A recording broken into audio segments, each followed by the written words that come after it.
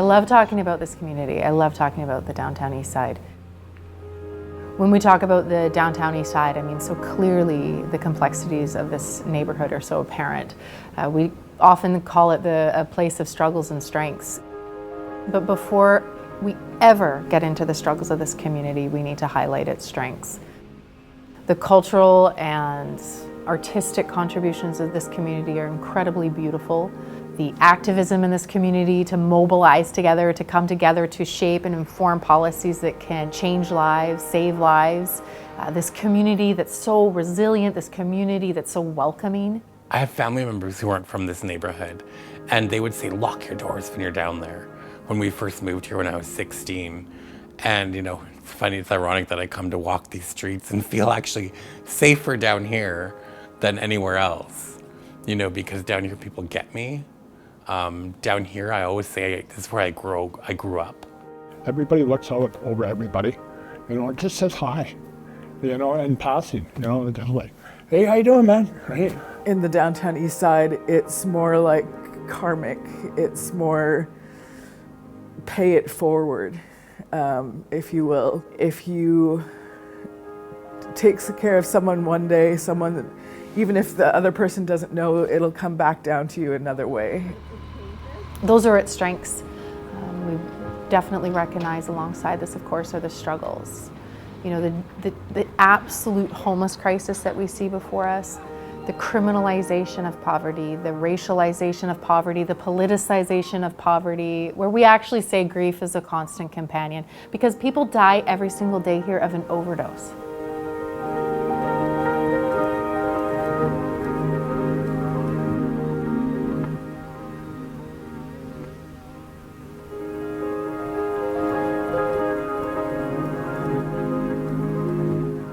We have been in this community 140 years, and we are led by a vision where we want to be a neighborhood where the worth of every person is celebrated and all people thrive.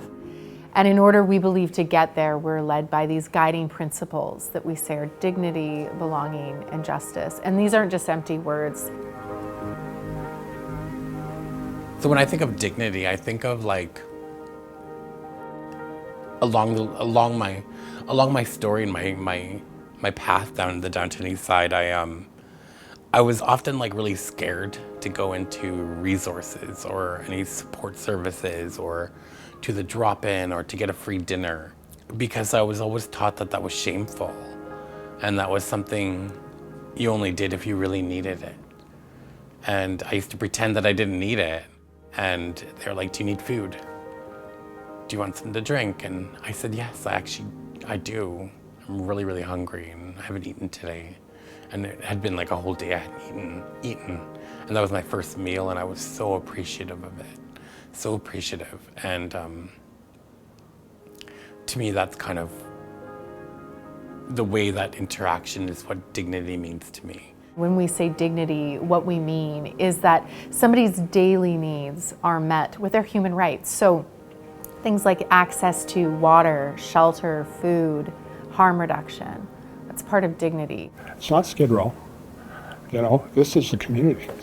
And it's, you know, and everybody here loves their community and do whatever they can to keep it a community.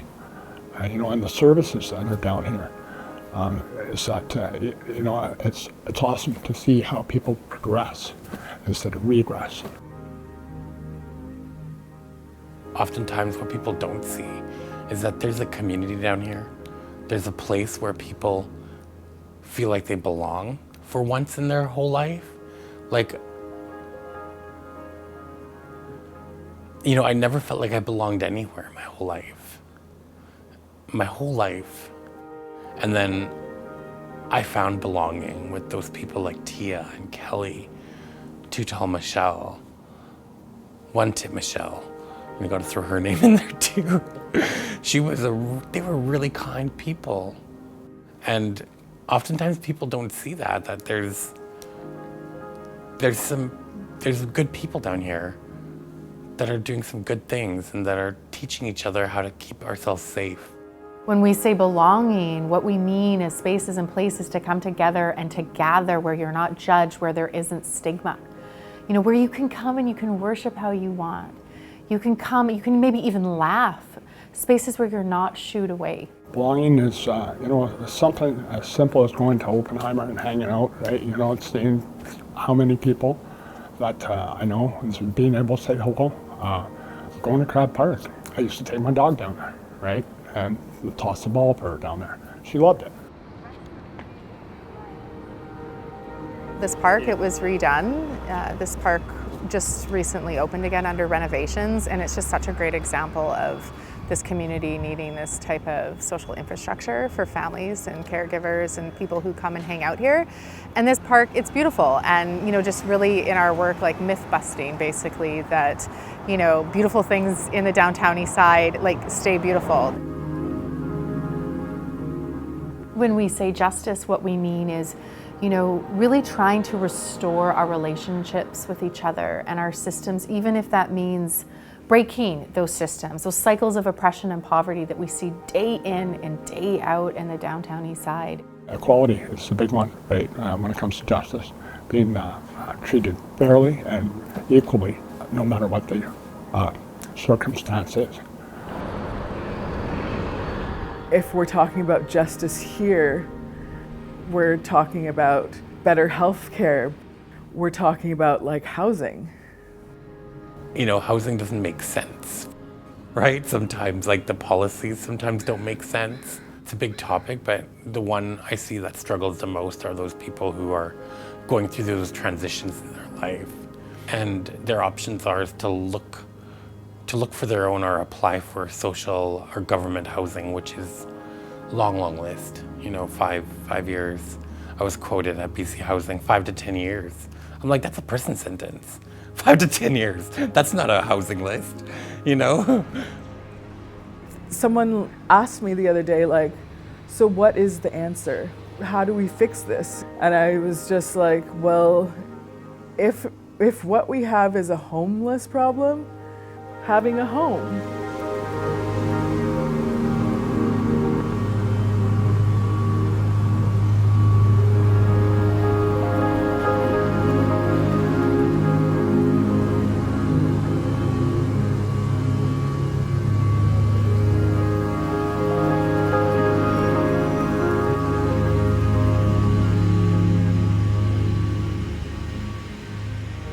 Well, we needed to redevelop at our site. The other building was literally falling apart.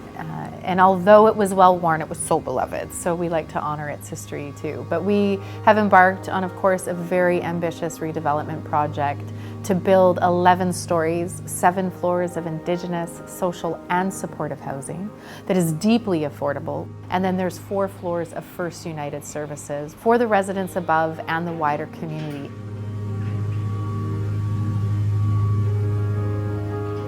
I can't get over this view. The whole reason that there's a fight for this neighborhood with, so many developers and folks is because when real estate is finite, this is one of the last places really to develop with a waterfront view like this. So when I see this view, I'm so heartened that people of low income get to enjoy Vancouver the way we should all deserve to. However, it makes me worried for the ongoing fight that we have in this neighborhood to protect it. Because we need to have places of sanctuary for people living in poverty. But what this building and walking through here today and being in one of these units, my initial reaction is just dignity. That people can live in a space with a self-contained kitchen and bathroom and being in a 1-bedroom and not in this micro unit with 300 square feet. This actually has, over 400 to 500 square feet in these units is actually what we should be doing for each other. What we're looking at here is Deborah Sparrow, Musqueam artist, amazing celebrated local artist doing important work. We commissioned her to do this brick pattern. And what I love to underscore so much about the importance of art, not just to make people feel like they belong, makes things beautiful. It's just that in this social housing project that we're doing, so often, we don't have to incorporate art for-profit developments do. So only rich neighborhoods get pretty things. Well, I don't think that's cool. So In this project, we made a really huge concentrated effort that we also wanted this building to be beautiful as well. In addition to that, this project really speaks into what we believe is reconciliation in action, and that's why we have commissioned only artists for the exterior of our art that are from host nations, which in Vancouver is the Musqueam, Squamish, and Tsleil-Waututh. We are the church of the open door, where we welcome all folks in. And that type of social infrastructure that we're building that ranges from places to go to the bathroom, to have showers, places to eat, places to gather, places to worship, places to heal, a legal clinic, day sleeping. You know, we're also having it heating and cooling. So if there's another heat dome or just a regular hot day in the summer, there's actually air conditioning. Like, that's what we're talking here.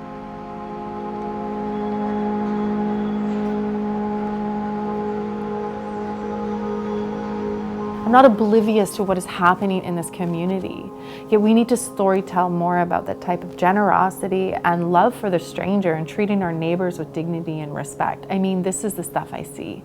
This gives me hope. If we can do this with each other in these situations, then I know that other people in our communities and cities can start saying yes to what we know are the solutions to end homelessness and to end the overdose crisis. We need to lean in to having less stigma, and we need to lean in and having more love for each other.